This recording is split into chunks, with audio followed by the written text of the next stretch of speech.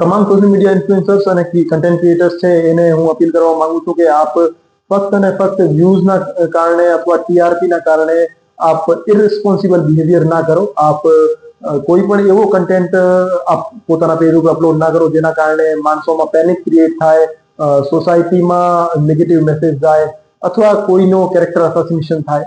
તો એ બધા content create ના કરો અને આપ એક ફ્રી મીડિયાના ભાગ છો તો આપ જવાબદારીપૂર્વક વર્તન કરો અને જે પણ આપ કન્ટેન્ટ ક્રિએટ કરો એનો એક સોશિયલ વેલ્યુ હોવી જોઈએ, એમાં મેસેજ હોવો જોઈએ, એની પાછળ સારો ઇન્ટેન્શન હોવો જોઈએ અને મનોરંજનના કારણે પણ આપ કોઈ એક કન્ટેન્ટ બનાવો તો એમાં પણ જવાબદારીપૂર્વક વર્તન કેવી રીતે કરી શકાય એ હું તમામને અપીલ કરવા માંગુ. અમુક MLM અથવા પ્રાઇસ ચેક અથવા એવી કોઈ કંપની જે રાતોરાત એમને બેનિફિટ કરાવવા વાળી અનરિયલિસ્ટિક વાતો કરતી હોય છે અને ઘણા મોટા ફ્રોડ કરીને અહીંથી બીજા દેશમાં શિફ્ટ થઈ જતી હોય છે.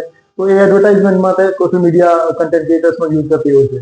તો હું તમામને અપીલ કરવા માંગુ છું કે આપ કોઈ પણ એવી લોભાવણી એવી સ્કીમ है એમને आप એડવર્ટાઇઝ ના કરો.